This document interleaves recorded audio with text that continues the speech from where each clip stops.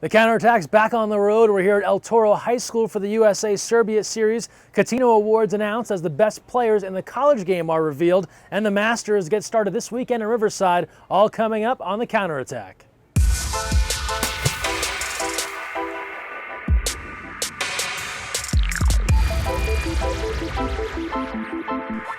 Hi everyone, Greg Mescall here for the counterattack. Thanks for joining us. We're here at El Toro High School for the USA Serbia Series. It's been a great start for Team USA. We told you last week about the win over Serbia at UC San Diego. The first time since the 2008 Olympics. The series has gotten better for Team USA as they move to Riverside and then right here at Lake Forest and El Toro High School. Let's get you highlights of games 2 and 3 of the USA Serbia Series.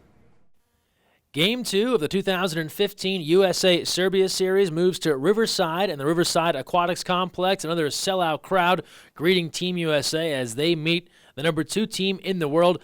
Now to the third quarter, and this is a dominant 8 minutes from Team USA. They hold Serbia scoreless. McQuinn Barron does the job in net. The offense does the rest. 5:35 to play. Josh Samuels, cross cage. There it is, 6-4. Alex Bowen now from the outside for the United States makes it 7-4, and back to Azevedo after the ordinary. So talented after that ordinary foul with just 2 seconds left in the period. He buries it. It's an 8-4 lead. Team USA is cruising in this one against Serbia.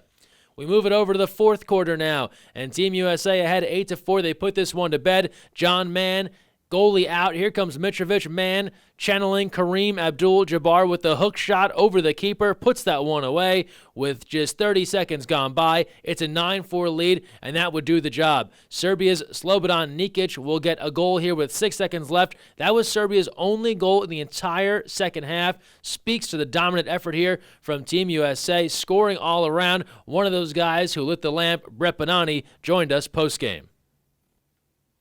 I think we've been training really hard. We're coming out each game playing really physical and trying to set the tempo early, and I think that's really helped us a lot in being super energetic and bring a lot of fire out there. All right, and on to Game 3 of the USA Serbia Series right here at El Toro High School, Lake Forest, California. This was a great one. Let's pick it up late in the fourth. Team USA ahead at 9-8, but not for long. Serbian star Filipovic fires from the outside. Connor Virgie going to get a hand on this one, but not enough. It's deflected into the back of the net. We're all tied at 9. And then 1:13 left in the fourth. Serbia on the power play. They turn to another one of their stars, Andrea Prelanovic. He'll score, beating Meryl Moses, and Serbia goes ahead 10-9. Now under a minute remaining here, some heroics from Team USA. Cue up Luka Kupido's music. 45 seconds left. He'll hit from the outside. We're all even at 10. And then can you believe this? 2 seconds left in the match. Cupido from the outside. He puts it away, beating the Serbian keeper. Team USA up 11-10. That's the final. They win it. Afterwards, we talked to Cupido on staying in the moment and getting your chance to shine. I think we're having a lot of improvements since we came together 2 years ago, and day by day just keep knowing each other, our movements. We're a very young team, and these games are going to help us to develop our experience, amplify our knowledge of the game at a high level. The USA Serbia Series wrapped last night in Chicago, a sellout crowd at the University of Illinois Chicago. We'll have full highlights of that match next week on the counterattack. Keeping it moving with the women's senior national team, and they were victorious in the Kunshan Cup this past weekend. They defeated the Netherlands 18-9. 3 goals apiece for Cammie Craig and Mackenzie Fisher. 10 saves for Ashley Johnson in the cage. Team USA has now since moved on to Shanghai for the FINA World League Super Final. We'll have full results of that event next week right here on the counterattack. Let's turn our attention now to the college game, and Kylie Neuschel picked up a gold medal in China this past weekend. She also earned Catino Award honors for the second time in her career. Did it as a freshman for the Stanford Cardinal, and now again as a senior, coming off of another NCAA championship.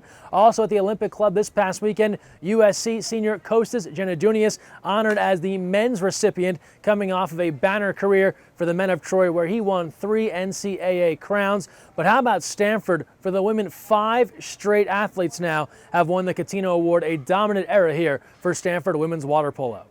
So from the college game to athletes with a bit more experience in water polo, we turn our attention to the Masters National Championship coming this weekend to Riverside, California. Athletes ranging in ages from 20 plus all the way to 65 plus Believe me, they can still play. We'll be going after gold this weekend in Riverside. We'll have full results on the counterattack next week. Good luck to everyone competing in Riverside this weekend.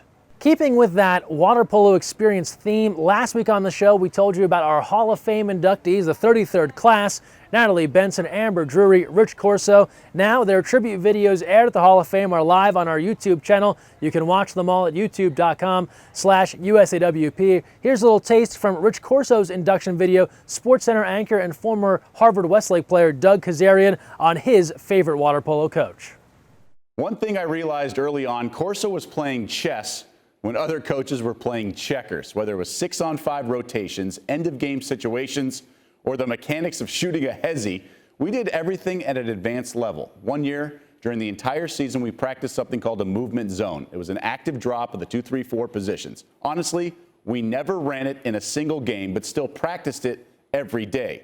Corso was always worried it would get scouted or some other team would be videotaping it. He was unwilling to risk it. Fast forward to the CIF championship game, tight game at halftime, and guess what defense we bust out for the second half? Yeah, the movement zone. We won the game easily, and I want to say the other team was completely shut out in the second half. They had no clue what hit them.